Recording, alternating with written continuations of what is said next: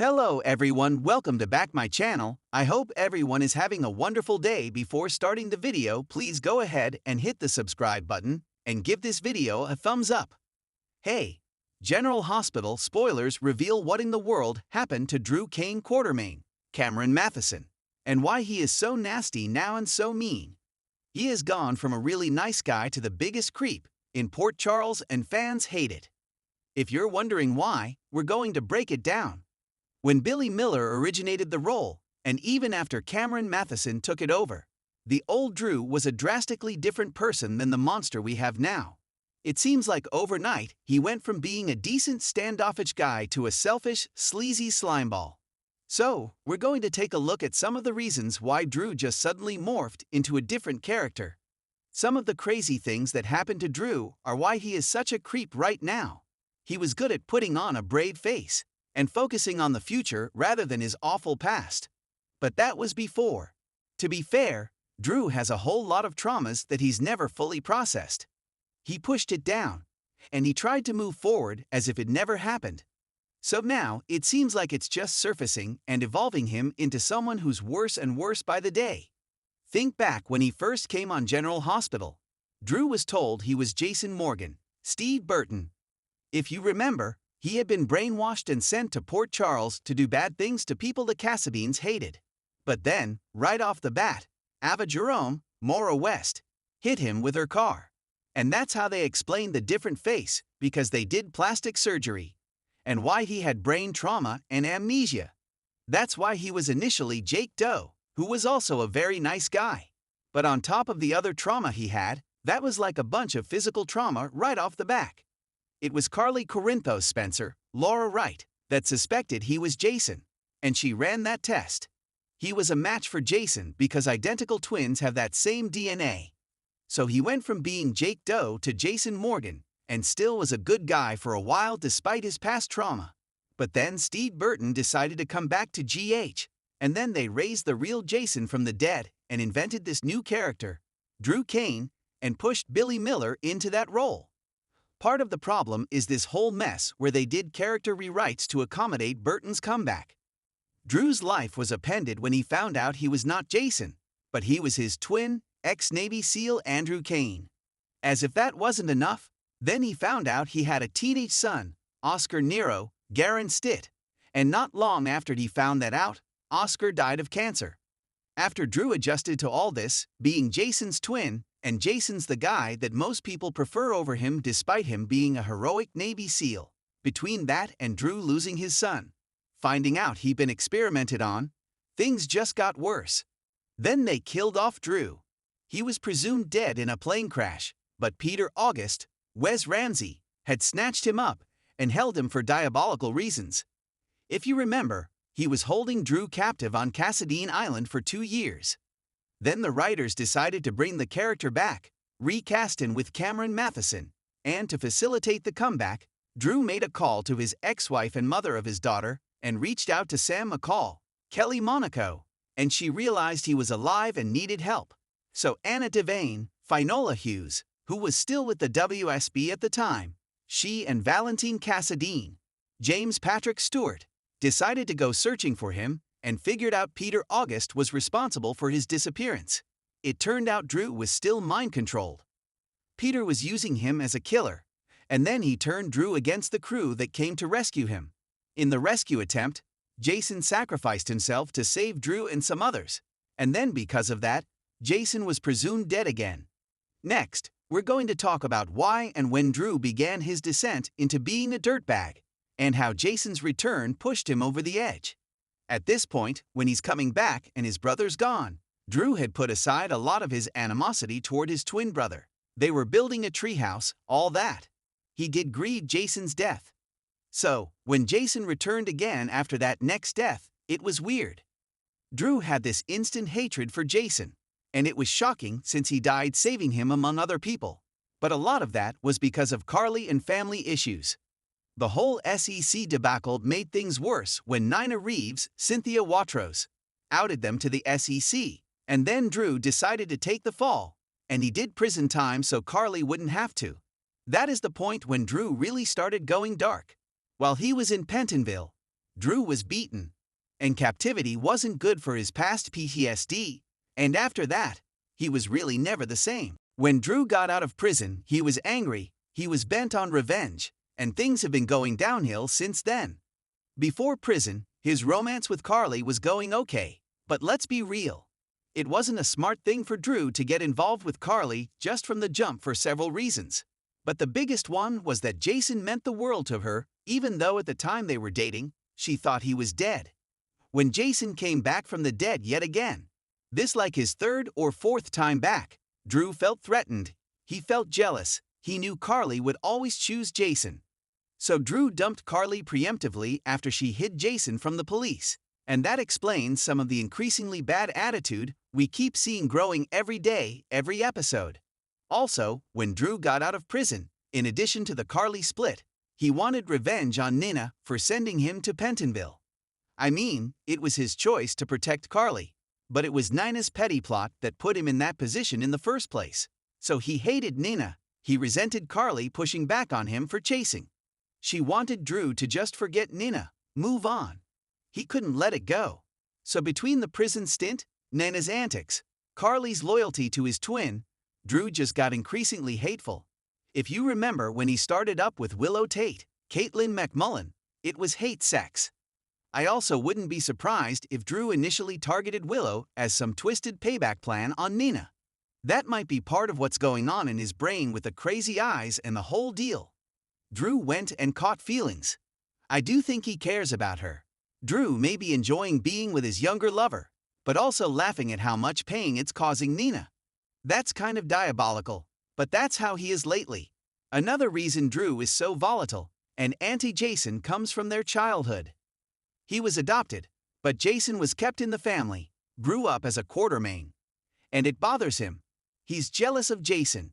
Drew has made it clear he resents the family for loving a hitman, mob enforcer more than they do him. Drew has tried hard to fit in and be part of the family, tried to be a proper quartermain that they wanted to have among them. But now Drew is lashing out at the Keys too. He doesn't want to be around them because they prefer Jason. Anybody would be traumatized by all the stuff that Drew has endured. Issues from childhood, brainwashing, being weaponized as a secret assassin. He lost a child, he nearly died in prison, and he feels like everybody chooses Jason over him. In a recent interview, Cameron Matheson joked that Jason was the evil twin because that's definitely how Drew sees it. All these things, the totality of it all, has made this terrible version of Drew that we have right now. As if stealing his nephew's wife and kids wasn't enough, he's moving them in while Michael Corinthos, Chad Duell, is enduring painful burn recovery. Now he's blackmailing Portia Robinson, Brooke Kerr, to punish Curtis Ashford, Donald Turner, who was his best friend. And Willow is pretty much the only person in his corner. Everybody else despises him. The bottom line, even knowing all the reasons that Drew is so nasty and awful, it doesn't excuse it. He's burned all his bridges, and I think he's going to go down soon. We'll see, maybe Drew can be redeemed somehow someday. But right now, by far, he is the most hated character on General Hospital among the fans. He is an unrepentant villain at this point. Tell me what you think in the comments. Does knowing why Drew is so damaged make you understand it more, or do you not care and you just think he's terrible? Let me know what you think. Thank you for being a loyal listener. Follow us wherever you get your podcast, because you don't want to miss the next episode. Drew Cain was once known as a noble, compassionate man, someone who put others before himself, fought for justice, and cherished family. But in recent months, his transformation has been impossible to ignore. The once selfless hero has become embittered, calculating, and at times, outright cruel. What caused this drastic shift in his personality? How did the former Navy SEAL and devoted father become a man nearly unrecognizable to those who loved him? Let's explore the deep-seated reasons behind Drew's shocking change, his unraveling morality, and whether redemption is even possible at this point. The breaking point: Drew's time in Pentonville. One of the biggest catalysts for Drew's transformation was his prison sentence in Pentonville. Originally, he took the fall for Carly Corinthos, agreeing to serve time for insider trading. It was meant to be a noble sacrifice, but it turned into something much darker. Pentonville isn't just a prison. It's a survival game. The rules inside are different from the ones outside. It wasn't long before Drew realized that playing the honorable soldier wouldn't keep him safe. He was forced to make choices that compromised his morals, aligning himself with dangerous inmates just to make it out alive. While on the surface, he seemed like the same man, his time in Pentonville hardened him in ways no one saw coming. His rage built up, resentment festered, and by the time he was released, Drew was no longer willing to sacrifice himself for others. Instead of the protector, he became the aggressor. Betrayal and loss. His broken relationships. Once a man who deeply valued family and friendships, Drew found himself increasingly isolated. His relationship with Carly suffered significantly. When he went to prison, he had expected her to wait for him, to fight for him the way he had fought for her. But by the time he got out, Carly's focus had shifted. She had re-established her bond with Sonny. And while she claimed to care for Drew, it was clear that her heart was elsewhere. This realization hit Drew hard. He had put himself on the line for Carly, yet in the end, he felt discarded, just another stepping stone in her complicated love life. This betrayal stung even more because it mirrored his past with Sam McCall, who had also chosen Jason Morgan over him when given the choice. Drew began seeing a pattern. He was always the second choice, the safe option, the man left behind.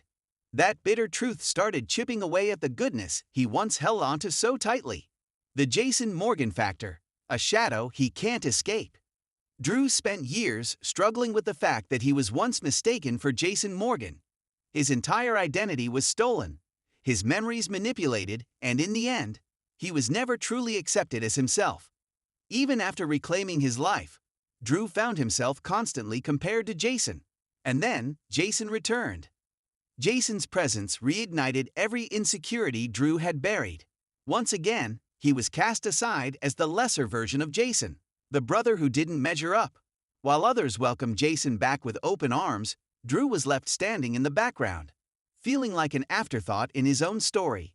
This fueled his resentment, not just toward Jason, but toward everyone who had ever made him feel like he didn't belong. He no longer saw the world in shades of gray. It was black and white, him versus them, and he was done playing the hero who always lost. A new, ruthless approach to business. Drew's moral shift wasn't just personal. It played into his professional life as well. He once ran Aurora Media with integrity, but after everything he endured, he realized that playing fair only left him vulnerable. Drew began making cutthroat business decisions, exploiting weaknesses, and prioritizing power over ethics. He no longer cared about doing the right thing, only the thing that ensured his own success. Some even compared his newfound attitude to that of Victor Cassadine, a man Drew once despised. His cold demeanor, ruthless tactics, and disregard for friendships in the corporate world alienated him even further. Where once he had been admired, now he was feared. And for the first time, Drew liked it that way. A cold and calculating father. Perhaps the most heartbreaking shift was in Drew's role as a father. His daughter, Scout, had always been his anchor, his reason for staying grounded. But in recent months, he had become distant, emotionally unavailable, and, at times, even harsh. Scout saw the change in her father before anyone else did. Where he once filled their time together with warmth and love, now there was a sense of obligation in his presence. His patience had worn thin, his kindness replaced with frustration. Some speculated that Drew was deliberately pushing Scout away because he believed she deserved better than the man he had become. Others feared that his growing bitterness had numbed him to even his most precious relationship. Is there any hope for redemption? Despite everything, there are still glimmers of the old Drew beneath the surface. His love for his daughter, his loyalty to certain people, these things haven't completely disappeared. But is that enough to bring him back from the brink? For Drew to redeem himself, he would need to confront the root of his pain. He would need to acknowledge that his suffering doesn't justify his cruelty. And most importantly, he would need to decide if being feared is truly more fulfilling than being loved. In Port Charles, redemption is always possible, but only if Drew is willing to fight for it. Until then, the man he once was is nothing more than a distant memory, replaced by someone far darker and far more dangerous. The future of Drew Kane. Will Drew's downward spiral continue, leading him further into moral corruption? Or will someone, perhaps Scout, Sam, or even Jason, be able to reach him before it's too late? One thing is certain. The Drew Kane of yesterday is gone, and the man standing in his place is someone no one saw coming. Thanks for watching this video, and please subscribe our GH News 24 YouTube channel for more update news.